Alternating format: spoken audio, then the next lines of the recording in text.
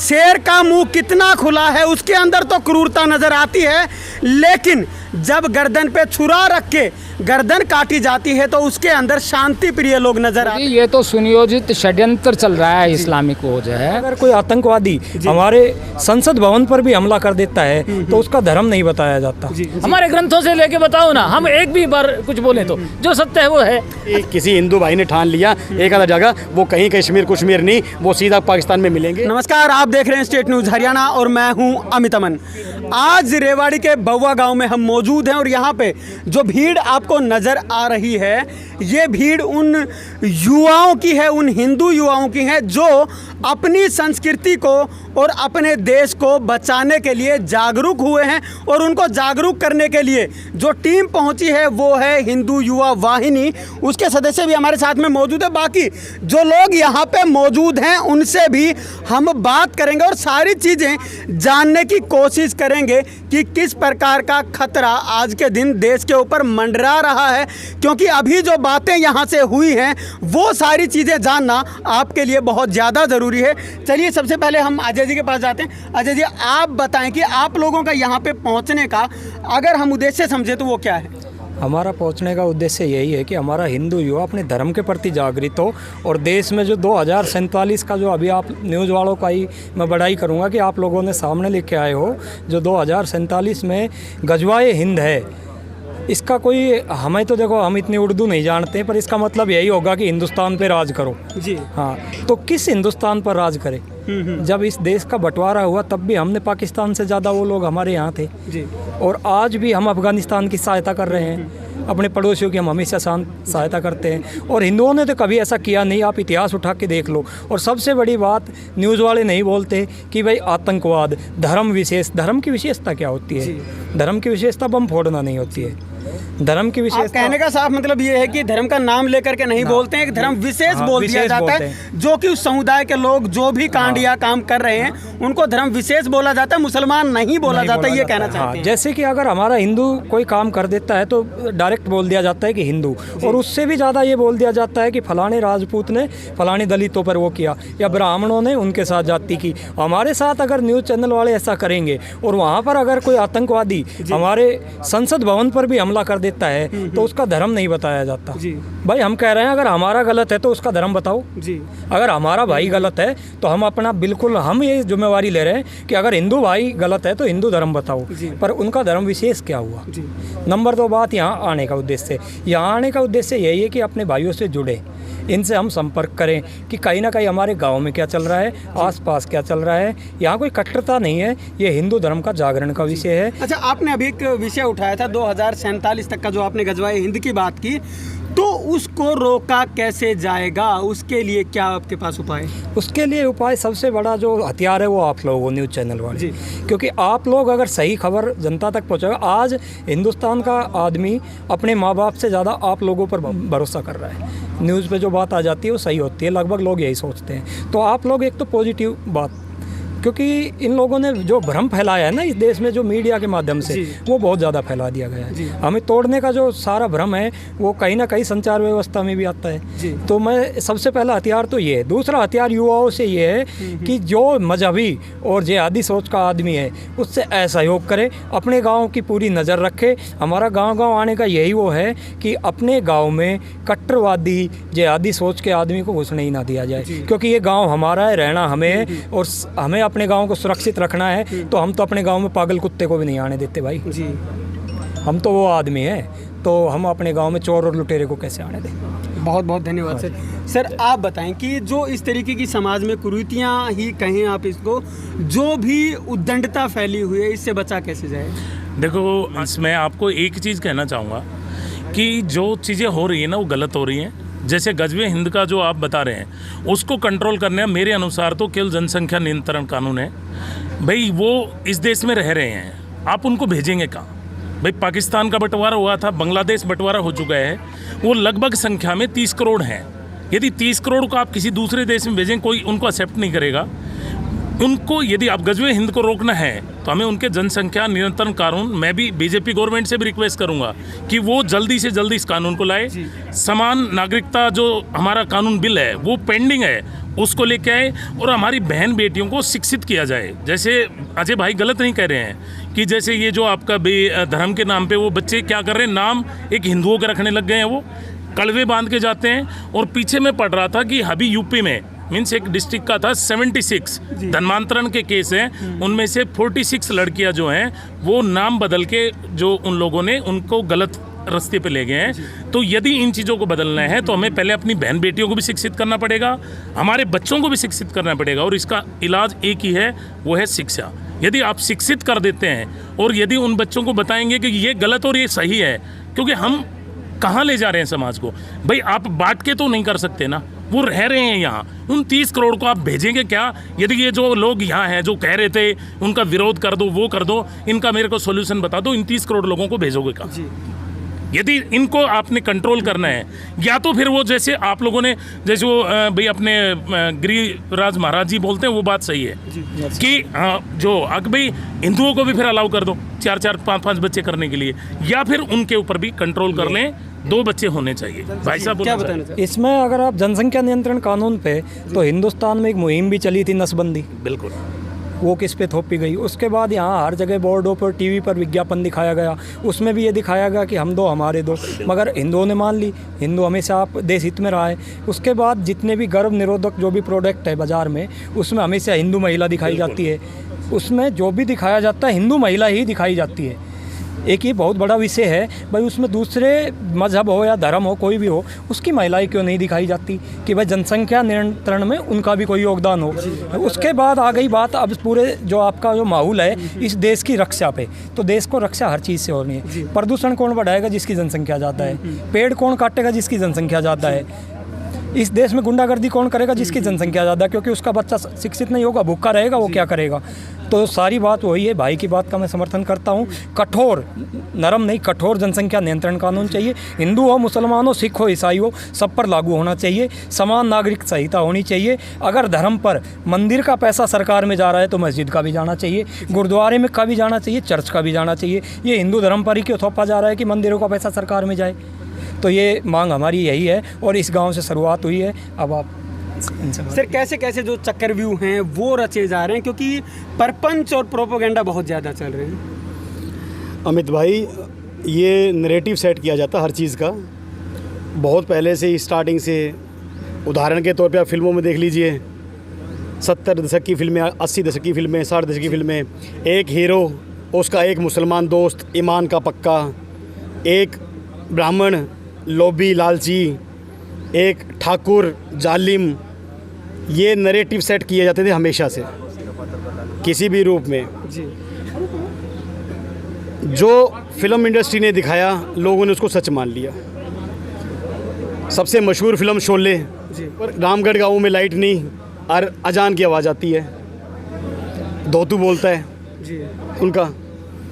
कहीं से भी निकलना हो तो रहमान चाचा को सबसे पहले कोई ना कोई वो मिल जाता है। ये नरेटिव सेट किए जाते हैं समाज को तोड़ने के, हिंदू समाज को कहीं ना कहीं पे नीचा दिखाने के लिए। और रहमान चाचा को मासूम दिखाया जाता है, कहने का मतलब ये है। मासूम हर जगह पे उसको, हर उसमें हर चीज़ मासूम। तो ये नरेटिव सेट किए गए, षड्यंत्र रचे गए हैं हर रूप में, हर घड़ी घड़ी हिंदू के खिलाफ में। दूसरा षड्यंत्र, जनसंख्या नियंत्रण कानून की बात हो रही थी, उसमें एक बहुत बड़ी जो विडंबना है वो ये है कि जो जनसंख्या की जो जनगणना में ये कभी भी अपनी एक्चुअल रिपोर्ट, अपनी जो एक्चुअल इनकी जनसंख्या होती है वो नहीं दिखाते हैं। घर में बच्चे 8 हैं, ये घर में 2 बच्चे दिखाते हैं, 3 बच्चे दिखाते हैं, ये दिखाते ही नहीं है वहाँ पे। आज जो मुसलमानों की ऑन रिकॉर्ड जनसंख्या है 27-28 करोड़ 30 करोड़, उससे कम से कम बता रहा हूँ मैं, कम से कम 3 गुना ज़्यादा इनकी जनसंख्या देश के अंदर है। वो 5 गुना तक भी जा सकती है, बाकी 3 गुना तो कम से कम है। 8 बच्चों वाला अपने रिकॉर्ड्स में 2 या 3 दिखा रखा है, ये खुद ये कबूल करते हैं, ये बताते हैं। दूसरी चीज़, समाज को जागरूक होना पड़ेगा किसी भी रूप में। अपने यहाँ पर हम इनकी और जो बात करते हैं, 47 का बंटवारा हुआ था, धर्म के आधार के ऊपर हुआ था, बिल्कुल एकदम धर्म के आधार के ऊपर हुआ था, कोई लीलापोती वाली बात नहीं है। मांग के लिया था जिन्हों ने, हाँ मुसलमान देश चाहिए, मुसलमानों के लिए अलग से, उनको दे दिया गया था। अच्छा, अगर आज की बात करें तो आज देश किस कगार पे खड़ा है? क्या फिर वही बंटवारे का दंश झेलने के लिए एक बार फिर से तैयार, उसी तरीके से वही कट्टर सोच और वही मजहब के नाम पे देश का बंटवारा, क्या उसी दौर पे फिर चल पड़ा है देश? नहीं, कभी भी नहीं। आज भारत उतना कमज़ोर नहीं है कि बंटवारा हो, उतना कमज़ोर भारत नहीं है। भारत का एक एक नागरिक आज मर मिटेगा इस देश के लिए, इसका बंटवारा नहीं होने देगा। 1 इंच ज़मीन भी देश की इधर से उधर नहीं होगी, यह हमारा प्रण है। हम जवाब देंगे हर किसी को जो बंटवारे करेगा। जाना चाहता है चला जाए, दे चुके हैं। अफ़गानिस्तान दे चुके हैं, ईरान दे चुके हैं, बांग्लादेश दे चुके हैं, पाकिस्तान दे चुके हैं। जितनी ज़मीन चाहिए दे चुके हैं। और ज़मीन बट आज़ादी के बाद में ये एक देश है, हिंदू देश है। इसमें जो रहना चाहे संभव भाव का वो 47 में डिसाइड कर दिया था, लेकिन इस देश की संस्कृति को मानना होगा। जो लोग देश को तरीके से या गहन अध्ययन कर रहे हैं देश का, वो लोग बोलते हैं कि यहाँ पे 500 कश्मीर आज के दिन कम से कम बन चुके हैं। तो क्या ये सत्यता की तरफ हो? नहीं, ये बिल्कुल बात सच्चाई है। कहीं ना कहीं प्रशासन का रोल रहा है इसमें, कहीं ना कहीं हमारी अज्ञानता का रोल रहा है इसमें, जो जागरूकता नहीं है देश के नागरिकों का उसका भी रोल रहा है इसमें। तो छोटे छोटे कुछ हमारे स्वार्थ, निजी स्वार्थ भी रहे हैं। हमने अपने निजी स्वार्थों में, चाहे वो मकान के किराए से संबंधित है कि हाँ हमें लोभ लालच में हमने किराए पे दूसरे धर्म के मुसलमानों को रख लिया किराए के लिए, आमदनी के लिए अपनी। तो ऐसे कर करके छोटे छोटे उसमें ये बढ़ते गए और धीरे धीरे इनकी तादाद, क्योंकि इनका तो एक एजेंडा फिक्स है कि जहाँ पर भी इनकी जनसंख्या जब 10% से ऊपर पहुंचेगी तो ये धीरे धीरे करके दूसरे विशेष मतलब धर्म को, हिंदू धर्म को ये दबाना शुरू कर देते हैं। जैसे इनकी जनसंख्या 15% पे पहुंचेगी, ये खुद आगे से जय श्री राम के बदले में और सलाम वालेकुम बोलना शुरू कर देते हैं। जैसे इनकी जनसंख्या 15% से 20% पे पहुंचती है तो ये आपको भी आगे से टोकना शुरू कर देंगे, भाई साहब मैं सलाम वालेकुम बोल रहा हूँ, आप वालेकुम सलाम क्यों नहीं बोल रहे, आप जय श्री राम क्यों नहीं बोल रहे। उसके बाद जैसे 20% से 25% पे पहुँचते हैं, इनकी फिर आगे से कट्टरता स्टार्ट हो जाएगी। आगे यहाँ पर रहना होगा तो कोई जय श्री राम नहीं, यहाँ पर तो सिर्फ अल्लाह अकबर ही चलेगा और यहाँ पर तो सलाम वालेकुम ही चलेगा। ये इनका एक नैरेटिव है, सेट है, बिल्कुल फिक्स एजेंडा है। हर जगह पे इन्होंने ये इस्तेमाल किया है। तो जहाँ जहाँ पर भी इनकी जनसंख्या उतनी पॉपुलेशन बढ़ती रहती है तो वो मिनी कश्मीर का जो आप संज्ञा दे रहे हो, बल्कि मैं उनको मिनी कश्मीर नहीं कहूँगा, आज भारत के भाग हैं। 1 सेकंड का चुटकियों का काम है। जिस दिन भी किसी हिंदू भाई ने ठान लिया एक आधा जगह, वो कहीं कश्मीर नहीं, वो सीधा पाकिस्तान में मिलेंगे और वो जो क्षेत्र है वो भारत का अभिन्न अंग है। सर आप बताना चाहें, क्या कहना चाहते हैं इस विषय में? दरअसल क्या है कि ये जो माहौल बन रहा है, जो इस षड्यंत्र का जो एक शगुफा बनाया जा रहा है, इसमें मुझे लगता है धर्म के नाम पे हमें आपत्ति नहीं है। कोई अपने छोटे भाई का पजामा पहने, बड़े भाई का कुर्ता पहने, उससे हमें वो नहीं है। कोई जालीदार टोपी पहने, कोई हेलमेट पहन के घूमे, हमें कोई दिक्कत नहीं है। दिक्कत है उस आतंकी सोच की, उस किताब में लिखे हुए उन अक्षरों की जो मानव को मानव से दूर करती है, जो जीने का हक छीनने की बात करती है। हम तो सनातन धर्मी मनुष्य। अच्छा, उस किताब में ऐसा क्या है कि उस किताब में से कोई एक शब्द भी बोल दे तो हड़कंप मच जाता है? ऐसा क्या लिखा हुआ है उसमें? देखिए, एक षड्यंत्र बना के इस तरीके से दिखाने का प्रयास किया जाता है कि उसके ऊपर उंगली उठा दी तो गर्दन कट जाएगी। ये एक हवा बनाने का है का उसके अंदर कि उसके ऊपर गर्दन काट देंगे। क्या छुपाना क्या चाहते हैं? वो तो उनको खुद बताना चाहिए ना कि क्या है उसमें। जब उनको इतना पवित्र मानते हैं तो सरेआम बताओ। जब उनको बताना है कि भाई यदि नुपुर शर्मा ने यदि कोई बात रखी है वो उनसे उद्धृत करके ली है, हमारे ग्रंथों से लेके बताओ ना। हम एक भी बार कुछ बोले तो जो सत्य है वो है। अच्छा, लेकिन झूठ का पुलिंदा यदि है तो सीधी सी बात है उनको गुस्सा आएगा। जी, सबसे बड़ी बात है कि बोला जाता है धर्मनिरपेक्ष देश है और सेक्युलर देश है। अगर सेक्युलर का मतलब समझा जाए तो ना उसका ना इसका, सबका है सेक्युलर का मतलब समझा जाए तो। लेकिन एक धर्म के आप अगर हम बात करें हिंदू धर्म की, तो उसके देवी देवताओं के आप नग्न चित्र बनाते हैं, ऐसी ऐसी चीज़ें डालते हैं, उसके ऊपर कोई हंगामा खड़ा नहीं होता, ना सुप्रीम कोर्ट उसके ऊपर संज्ञान लेता, ना कोई भी कोर्ट संज्ञान लेता। और एक धर्म के ऊपर जिसको कि इस्लाम कहा जाता है, उसके ऊपर अगर कोई एक शब्द भी बोल दे तो उसके ऊपर हड़कंप मचता है, यहाँ तक कि सर तन से जुदा करने की बातें होती हैं। जबकि अगर धर्मनिरपेक्षता की बात की जाए या फिर देश की बात की जाए, सेकुलर देश की, तो वहाँ पे डिबेट होना चाहिए, ना कि सर तन से अलग होना चाहिए। तो ये किस तरीके की चीज़ है? क्या देश में शरीयत लागू है? बिल्कुल आपने सही कहा अमित जी। सबसे पहले तो जब हमारा संविधान बना, बाबा साहब ने जब वो पुस्तक जब सबके सामने आई, एक समिति के द्वारा बनाई गई, उसमें पहले ही पक्ष में श्री रामचंद्र जी का फोटो है, राम दरबार का फोटो है, उसका मतलब उसे हम आदर्श मानते हैं। लेकिन उसके बाद में और निर्णय भी ये स्पष्ट हो जाता है कि भैया तुम जिसको मानते थे तुम्हें वो दिया, तुम अलग उसमें खुश रहो। लेकिन ये उन लोगों का मानने वाला है जो इस धर्म को मानते हैं और जो सत्य को पहचानते हैं। अब समस्या ये आ गई, ये तो है ही, अब उनको खुश करने के चक्कर में ये जो राजनीतिक जो एक षड्यंत्र चला, राजनीतिक एक ये माहौल बनाने का तुष्टिकरण की जो नीति चली, इसमें सारे देश को बेच डाला, सारी मर्यादाओं को ख़त्म कर दिया और यहाँ तक कि मानवता को भी शर्मसार करने का कार्य ये कर रहे हैं। तो यहाँ सारी चीज़ यहाँ पे आके रुकती है। सर कैसे रोका जाए इन चीज़ों को जो जगह जगह पे अब एक सर ने बताया यहाँ पे खड़े होकर कि आसपास के जो गांव हैं उनमें भी बाहर से नमाज पढ़ने के लिए लोग आते हैं, तो क्या ये क्षेत्र नमाज पढ़ने के लिए गढ़ बन चुका है क्या? पत्रकार महोदय, सबसे पहले तो मैं आपको बताना चाहूँगा कि हिंदुस्तान एक धर्मनिरपेक्ष देश है। ये सभी धर्मों में आस्था रखता है, हम किसी धर्म के खिलाफ नहीं है। लेकिन हिंदू धर्म पर अगर कोई आँच आती है, कोई हिंदू धर्म को बदनाम करता है, अब जैसे आपको उदाहरण के तौर पर मैं बताना चाहूँगा कि हाल ही में राजस्थान के उदयपुर में एक कन्हैया लाल को जैसे निर्मम हत्या की गई है, उसकी वीडियो बना करके प्रकाशित की गई है। वो सिर्फ और सिर्फ इस हिंदुस्तान को कमज़ोर करना चाहते हैं, आम नागरिक को भयभीत करना चाहते हैं। लेकिन वो कान खोल करके सुन ले, इस सनातन धर्म जो है उसका एक ही मूल मंत्र है कि जियो और जीने दो, सुख से जियो और सुख से जीने दो।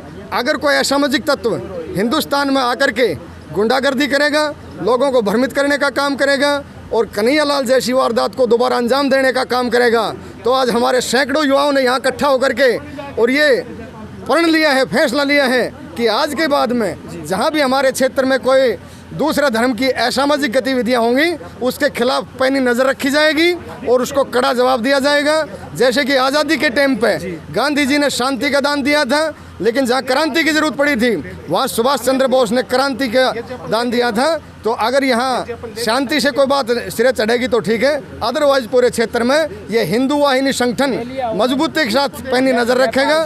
दिन को 1 बजे भी तैनात रहेगा, रात को 1 बजे भी तैनात रहेगा। सभी सैकड़ों युवाओं ने यह फैसला लेने का आज काम किया है। सर आप बताएं, जो इलाके के अंदर ये चीज़ें फैलती जा रही हैं लगातार, तो समाज को इसके लिए क्या करना चाहिए, क्या उपचार? सबसे पहले तो अमित भाई आपको नमस्कार, और मैं आपको कहना चाहूँगा कि आप भी मेरे साथ एक बार जय श्री राम बोलिए पहले। जय श्री राम। जी बिल्कुल।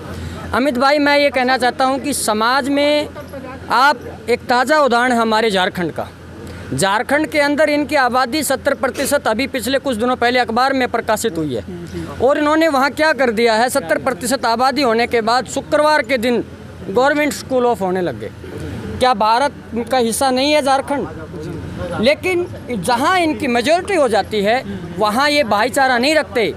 भाई और चारा, भाई तो बनते हैं लेकिन चारा हमें बनाते हैं। इनके पास भाईचारा जैसे कोई वाक्य, कोई शब्द नहीं है। मैं ये कहना चाहूँगा आपके माध्यम से मेरे सभी साथियों को, मेरे युवाओं को, कि हम सबको अब वो समय आ गया है एकता के साथ और इस जात पात के बंधन से ऊपर उठकर धर्म के लिए, सनातन धर्म के लिए, हिंदू धर्म के लिए इकट्ठे होकर, एकत्रित होकर जहाँ जहाँ हमारी ज़रूरत पड़ेगी। आज जो संगठन के जो हमारे साथी आए हुए हैं, मैं उनका भी साधुवाद देता हूँ कि वो भी हमें साथ लेकर चले, हमें बताएं कभी भी हमें जहाँ भी किसी भी क्षेत्र में जाना पड़ेगा, हम रात दिन कोई नहीं देखेंगे और इन भाइयों के साथ रहेंगे। और सबसे अच्छी बात तो ये है कि आज वो मेरे गांव बउआ में आकर इन्होंने इस काम की शुरुआत की है। और मैं ये चाहूँगा कि अगला जो भी दिन हो, मेरे गाँव, नया गाँव, भाला, गढ़ी, कारोली, नज़दीक के जितने भी गाँव हो, जुडी, लोट, सुधराना, जो भी गाँव हैं, वहाँ हम भी चलेंगे, युवाओं को जोड़ेंगे। सबसे पहली तो यही, राजनीति की कोई बात नहीं है। सबसे पहला क्रम हमारा धर्म के लिए है। सबसे पहले हम धर्म के लिए लड़ेंगे, जात पात से ऊपर उठेंगे।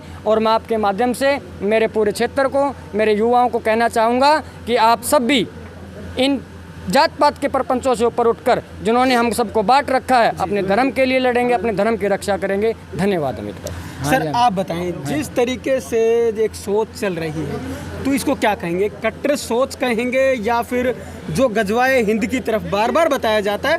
और ये आज से नहीं, काफ़ी समय से, सन 1947 से पहले से ही गजवाए हिंद का जो प्लान है वो चल रहा है। सभी लोग जानते हैं, बीच बीच में सामने आता है, लेकिन जब भी लोग समझना नहीं चाहते। देखो जी, ये तो सुनियोजित षड्यंत्र चल रहा है, इस्लामिक वो जो है, और ये पहले से चल रहा है।